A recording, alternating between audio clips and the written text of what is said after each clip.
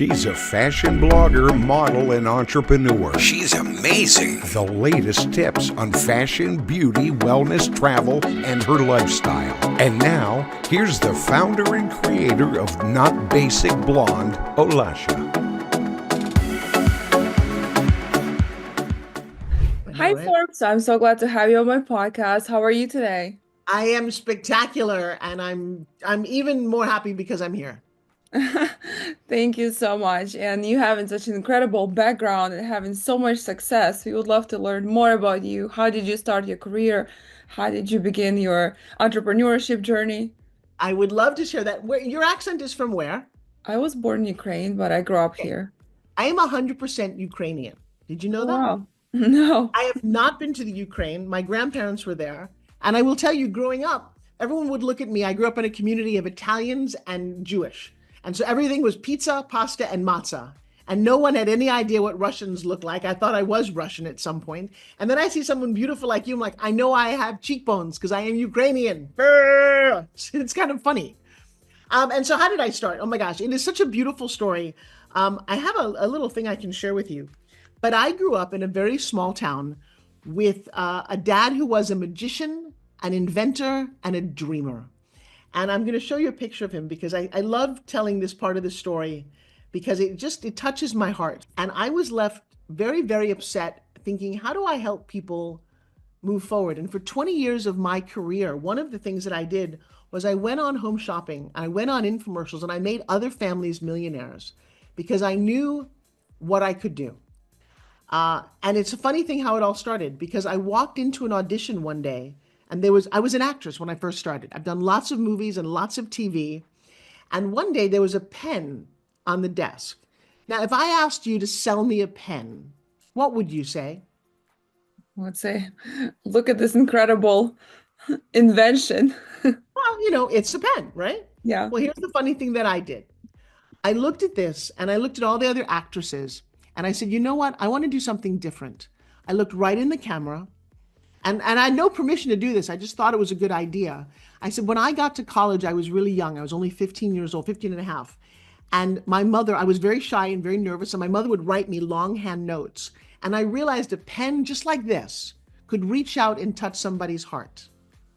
Well, Jake of Body by Jake came out from around the corner and said, you're going to make me a lot of money. And this is long before TikTok and influencers were selling things. I was one of the very first people to ever sell products on television. And that is part of this amazing legacy in this story that now we have all of these people, any product and sell it better than anyone else. That is one of my crazy gifts. We all have gifts and that's the one and then, do you remember infomercials? Yeah, so infomercials came out and I was at the right place at the right time. Guys, I've done 197 infomercials. And in my career, Jake, that network that we did for 5 years and do these things. And now when you look at, again, TikTok Shop and Amazon, none of this existed back then. So I like to share that I am a pioneer in that industry. I help make it happen. And the thing that I also think is important for you and your audience is there were very few women doing any of this. It was definitely a man's world. It was very challenging. And I am grateful that I'm still here because I've gone through hell and back. Wow, you're impressive, and you're the queen of pitch. So how would you even describe us? Like, what would you say? What's the best pitching strategy and how to actually pitch that your product will be sold? Well, and I love that you asked, and I'm very passionate about this. So here's the thing about pitching. Pitching is not selling. And I have a new book coming out called Pitch Secrets A to Z that took me 3 years to write because I love this concept. You pitched me to be on your podcast. You didn't pay me to be here. You pitched me to be here. And I said, yes. A pitch, unlike a sale, makes both parties want to win. And one of the things that I'm very much teaching right now is how do you pitch yourself in the morning to get up to, there's days you don't want to get out of bed, right? But you say to yourself, you pitch yourself going, I deserve to be this. I'm going to get up. I'm going to go to the gym. I'm going to put my makeup on. I'm going to face my day no matter what. And it's not easy for any of us. I roll over, I have a beautiful husband, and I say to him, honey, will you massage my neck? If he says yes, that's a pitch. I win. Pitching is getting a yes. And I love to get yeses. All right, so here's a little game I'm going to play. Wait, I'm going to write this down. I'm going to see if I can guess what you're going to say. My beautiful girl, would you like to see something cool? Yes. Look, you just said yes. I knew you were going to say yes. How did I know you were going to say yes? Because I have a little secret. Don't ask a question you don't know the answer to. Getting yeses is the greatest thing in life. It really is. Can you imagine asking someone to marry you and they don't say yes? That would be very bad, right? So one of the ways this starts is you meet new people all the time. I know that you love to connect to people and network. Do people walk up to you and say, what do you do? Do they ask you that? What do you tell them? Well, I tell them about myself that I'm an entrepreneur, model, blogger, author, celebrity Okay. podcast host, and founder. Okay, and I would say good for you, but I would say that's not a great pitch.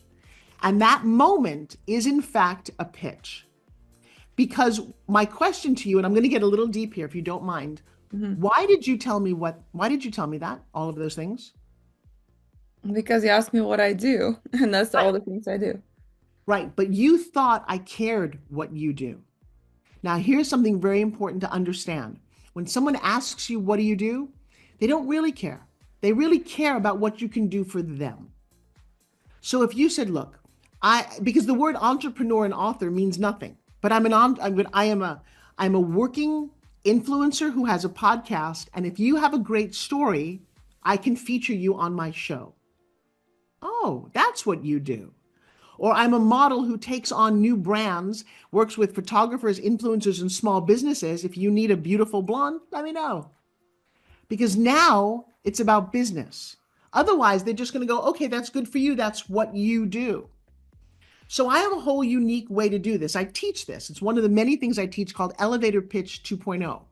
Because the old elevator pitch is, I do this and I do this and I do that. Who cares what you do?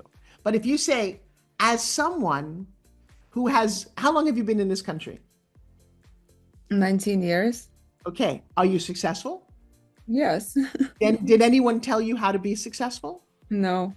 All right. So as someone who comes from the Ukraine and has made her own way in this country, I now support other small businesses who have great stories to tell, and I do it on my podcast. Wow.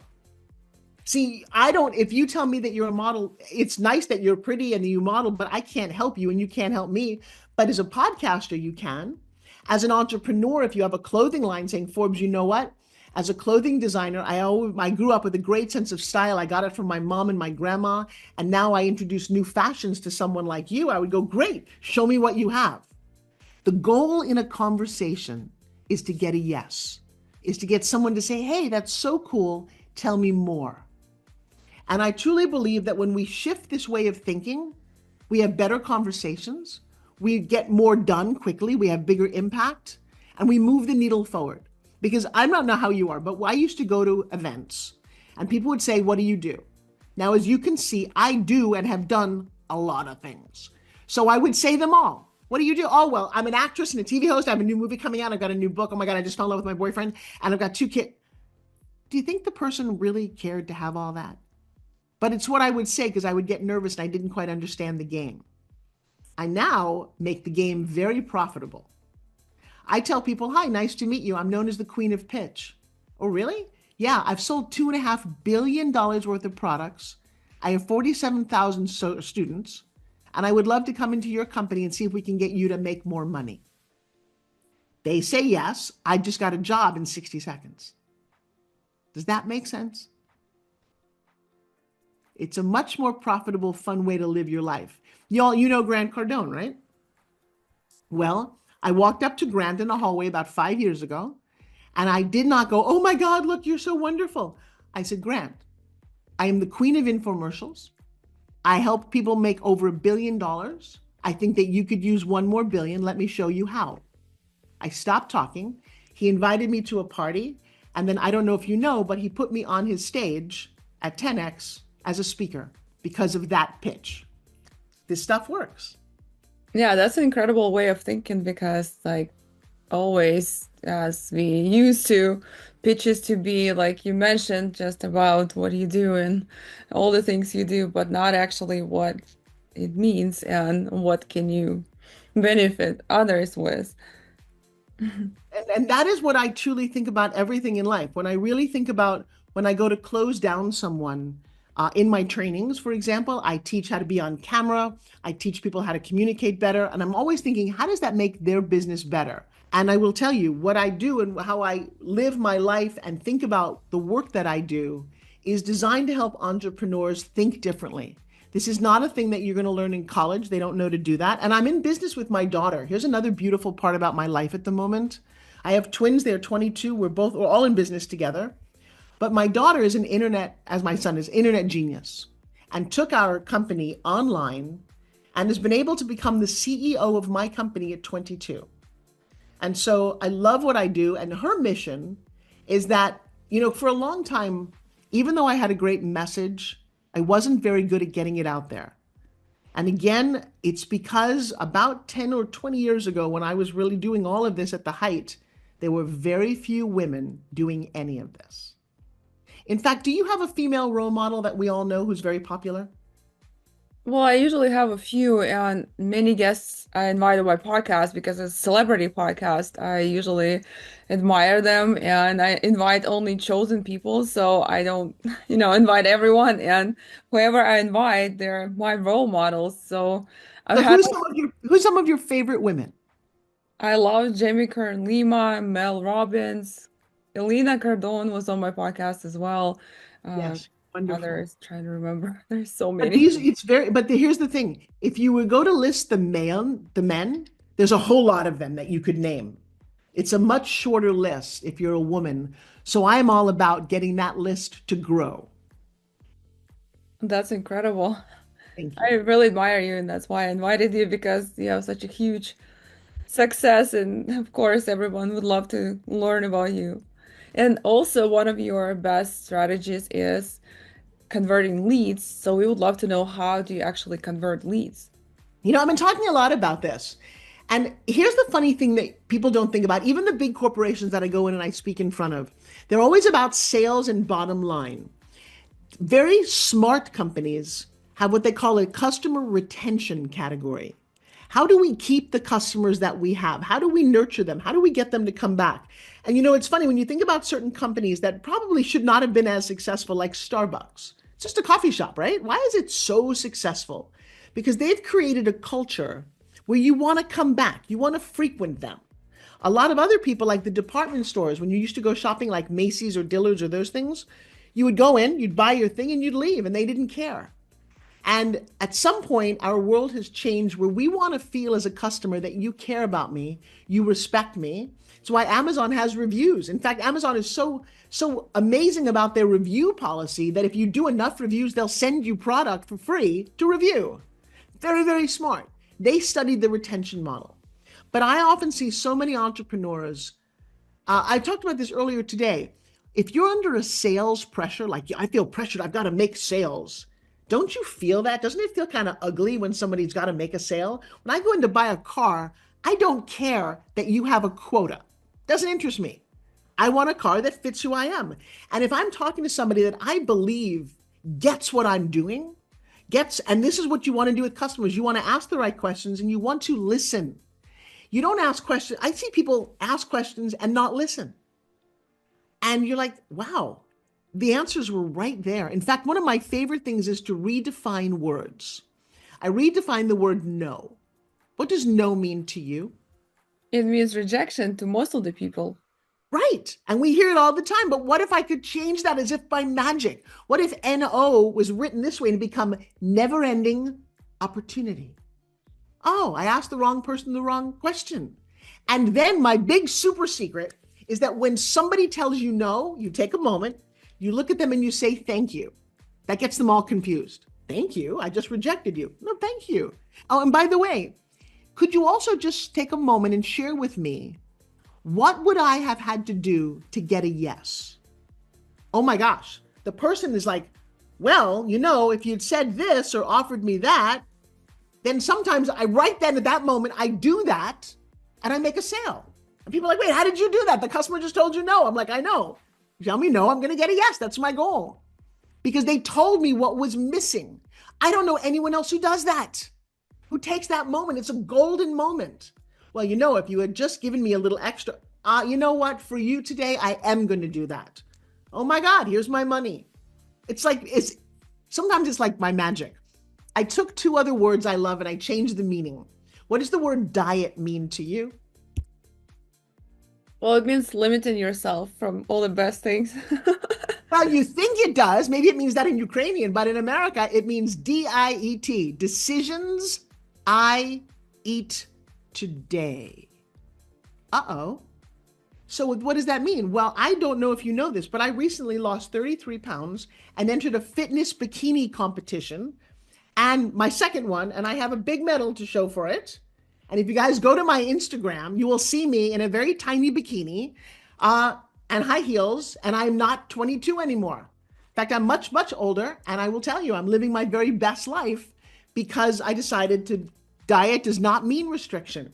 It means today, and maybe for the next 3 months, if I want to fit in a very tiny bikini, I'm going to eat mostly protein, no sugar, no carbs, no alcohol. But I can do that when it's over. So it's not forever. But maybe when it's over, I want to stay looking really cute. So maybe I don't want as much as I did before. And it becomes a lifestyle. So I loved redefining the word diet because if I want chocolate cake, and I'll tell you, yesterday I had I was out with my son, one of the best chocolate chip cookie places ever. It's massive. And I'm like, I just want this. And I enjoyed it to no end. I didn't have 100 of them, but I loved the one I had because I made that decision today. I didn't feel guilty. In fact, I felt very empowered that I enjoyed a cookie with my son. And because otherwise it's like, oh, I'm always on a diet. No, baloney, I'm not on a diet. I live a diet. And then my other favorite one that I think you will get a kick out of is the word sexy. Now, sexy, I used to say this all the time, can mean a lot of things. It might mean how you feel about someone else. Forget it. You know what it means? Seeing excellence in yourself. And girl, you and I are damn sexy. Thank you. That's a very unique way to define words. Wow, you're a genius. Well, I appreciate that. But you know what I had to do? I was a very lonely, awkward little girl. I was not attractive. I had a very bad broken nose. I had braces for 8 years of my life, for 2 years of my life. And maybe you experienced this. Did you speak English when you came to this country? No, I could only read and write, but I couldn't speak. So did you find, and that's a great thing to have to struggle through because you watched other people communicate and you couldn't. And something tells me that you have this beautiful drive and you got to exercise that because now your English is wonderful. And isn't that an incredible sense of accomplishment that you have? Not many people in this country speak 2 languages. Can certainly, and I can't even imagine Ukrainian and Russian and the letters. You did something spectacular. Most people in this country say words that don't matter. They don't listen to themselves, and they don't even look at the person that they're really talking to have them do something. And they wonder why they're not successful. And my mission is to shatter that because I believe that everybody deserves to be heard, but also deserves to love on themselves. We are so put down all the time. If you're too pretty, people don't like you. If you're not pretty enough, people don't like you. If you're different, they don't. If you're fat, you're thin, you're tall. I talked to Zarina Yeva yesterday. Zarina is, where is she from? She's from Kazakhstan, and she's a beautiful model on the cover of Vogue and Elle. And you know what? Growing up, she was bullied for being too tall, for looking like an elephant or a giraffe or whatever she was made fun of. And now she's going to the Oscars and the Golden Globes as a top fashion model. So we've all gone through some things in our life, but not everybody processes it the right way. I don't know how, you talk to a lot of people. When you talk to successful people, they all have similar stories, don't they? They've been through something really hard. They came through it and they're on the other side.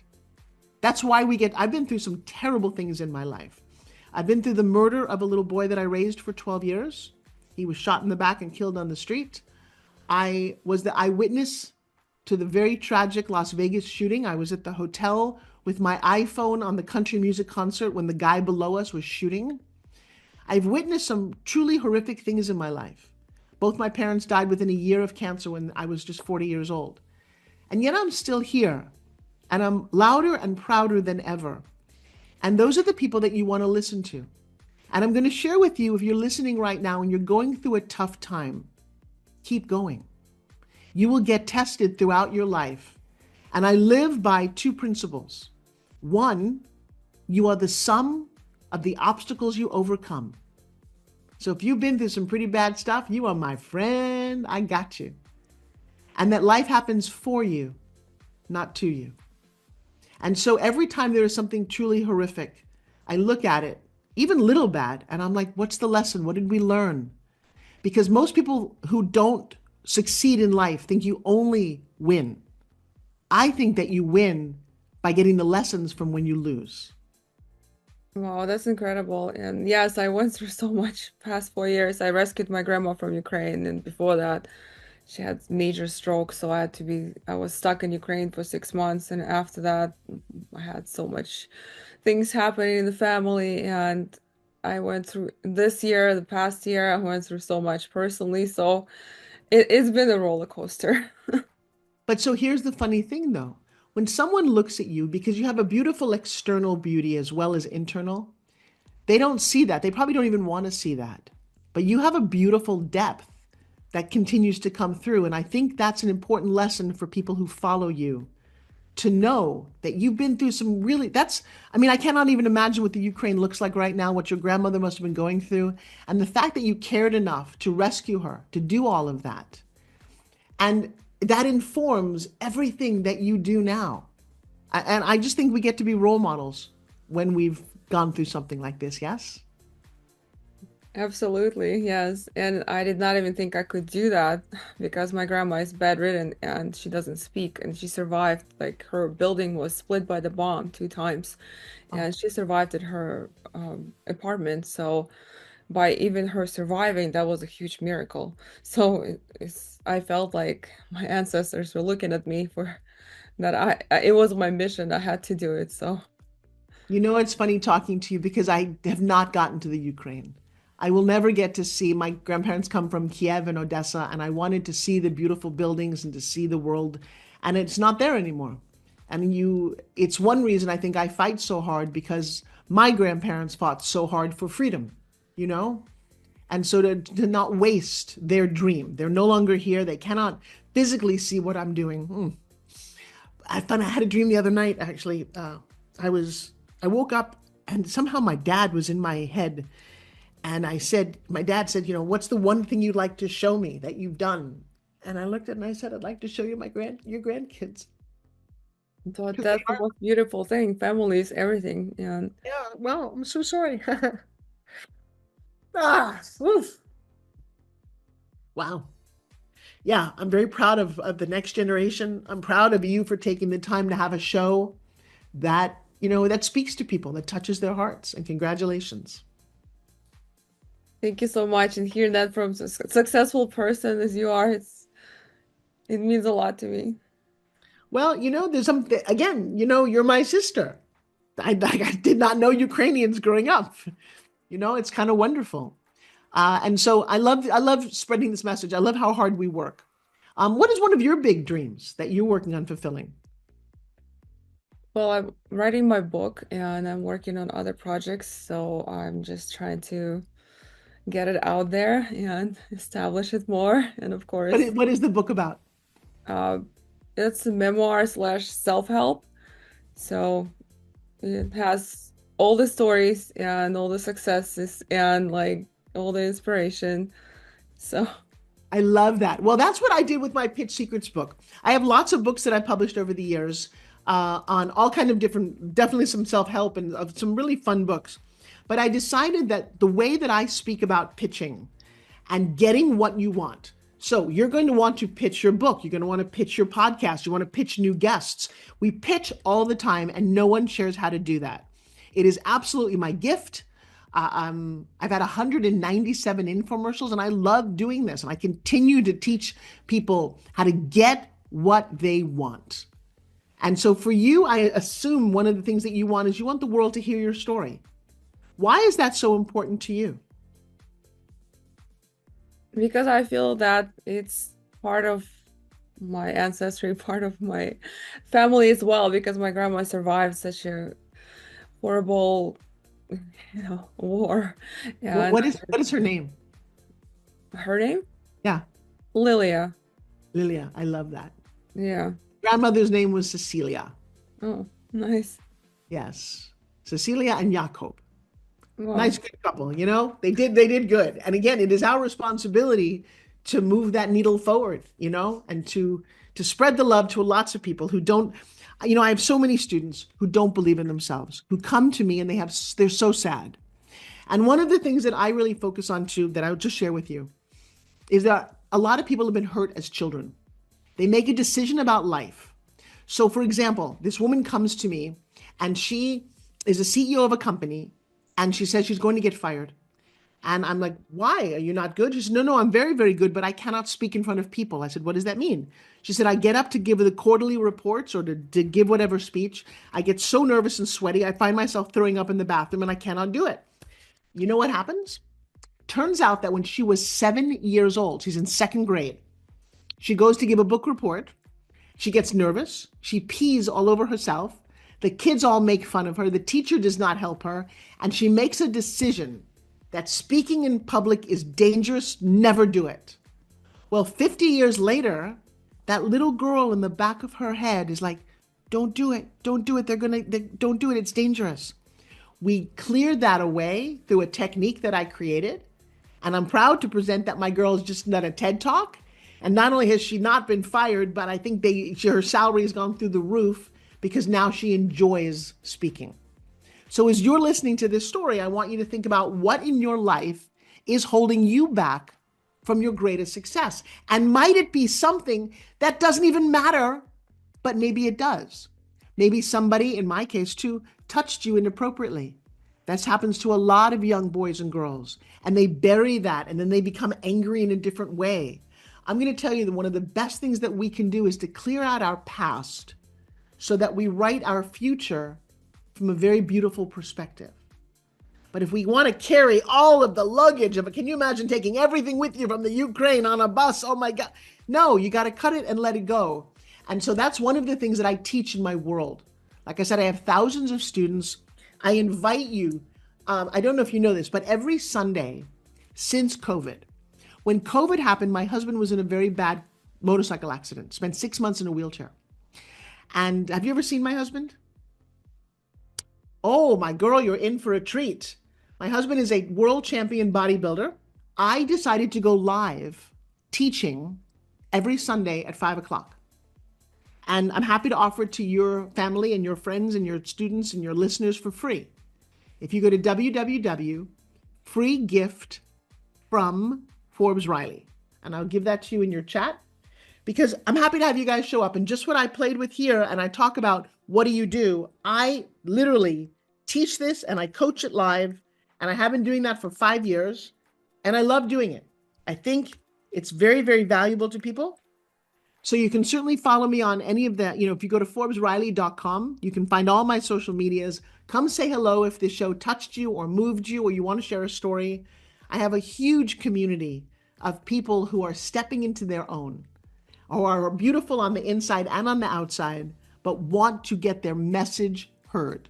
Whether they have a new book, a new course, whatever it is that they're doing, my goal is to help you get it out there so that you make the impact you always dreamed of. Thank you so much for offering this. It's amazing. At this point in my life, do you know what's crazy?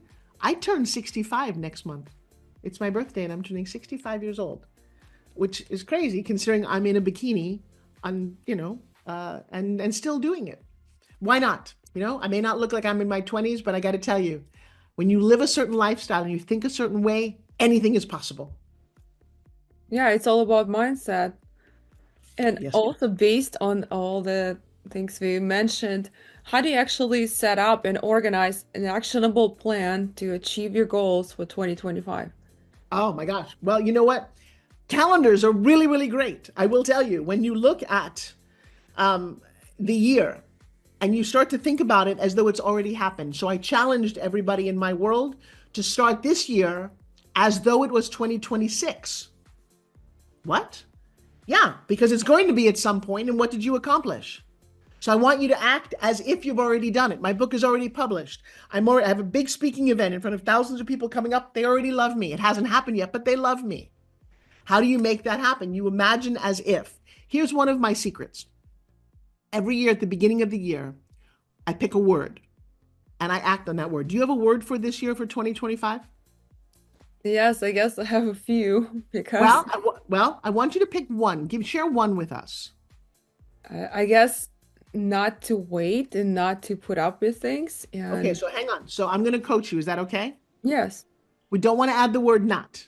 We Okay. only want to be actionable positive. So 2 years ago, my word was implementation. I have a very large team. We created courses. We have 2 12-week courses on how to speak, on how to brand yourself. And we built all of those courses, the videos, the books, implementation. And then we had people go through it and test it. And now we love it, right? But at the end of that year, I was very tired. I was a little burnt out. So my word for last year was delegation. How do I let other people do all this work and I don't have to do it all? Because I was teaching I was teaching 40 to 60 hours a week. No, now you delegate to other coaches and other people. That was great for my sanity and my health. We got to December of 2024. I looked at my team and I said, you know what my word for 2025 is? Domination. No excuses. I'm dominating my own sense of fear of playing small. I'm dominating my space as a female speaker, one of the best speakers, motivational speakers on this planet. And not in a bad way. It doesn't mean that you can't be up there as well, but I'm going to dominate my space of pitching and empowerment and enlightening people in my own way and do a book tour around the world and all the things that I set out to do in my life, because at a certain age, you better get it done before it's too late. So I want to hear a positive one word from you. What might that be? I guess execution, because I sometimes think about plans and make plans about projects, but not always. I mean, even though I'm not afraid to do that, but sometimes, fear catches. And Okay, so you just got a new coach. I'm going to enroll you into that word. okay. And in the way that you say it, my word for 2025, and anyone who asks you, tell them this, is execution, period. Don't explain it. My word is execution. And if you wake up every day and you think about, what am I executing today? What am I executing today now? What am I executing? All of a sudden, the energy in the universe starts to drive in a different way. In the same way that your grandmother survived a bomb in her building that split it in half, she chose to live and keep going and be a beacon for you, who is choosing to be a beacon for people moving forward. Execution. Stop playing small. I'm checking in. Stop playing small. That's the biggest word. We're going to check in and see how you're doing every couple of months. I'm going to check in going, how you doing? How's the execution going? And you're going to go, how's your domination doing? I'm going to go, it's great. But actually, I'm going to come see you. I'm going to go see you in Miami. Yeah. So we're going to get to say hi to each other. Yeah. You know what else just happened in Miami? Did you see this? Hang on a second. I have something else that I'm really a big fan of. I'm a big fan of winning awards. Did you see this at the Influencer Award 2024 in Miami? Yes. Last year, I got my award for Best Author and Coach. I will tell you, one of the things you want to do, you want to start having crazy awards. Put yourself out there, execute, dominate, and then come back and share with us. I was supposed to be there too, but I didn't go. Really? Well, next year you're coming with me. Okay. Because we get to wear beautiful gowns and look gorgeous. Yeah. Well, I'm so very excited to have met you. Is there anything else that you would like to ask? Yes. Just a second. What are the tested methods to handle objections? All right. Very, very simple. There is no such thing as an objection. That's the first thing to think about. Oh, really? Well, so what does that mean? Well, I have something that I want you to purchase. Is that the idea, right? So I've got something here. You don't even know what it is, right? Now I could show it to you and tell it about to you, or I could make you want it. So I would encourage everyone to write this down. Stop telling people that they need your product. They don't. What they want is a solution to a problem. If you solve that, you win. So if I asked you to lift up your right arm, lift up your arm.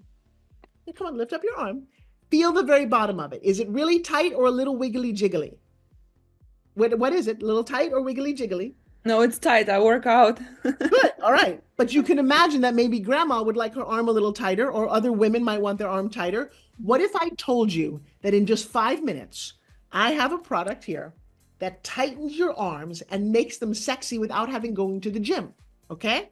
No. Is that interesting to you? Yes. All right. So now you're curious.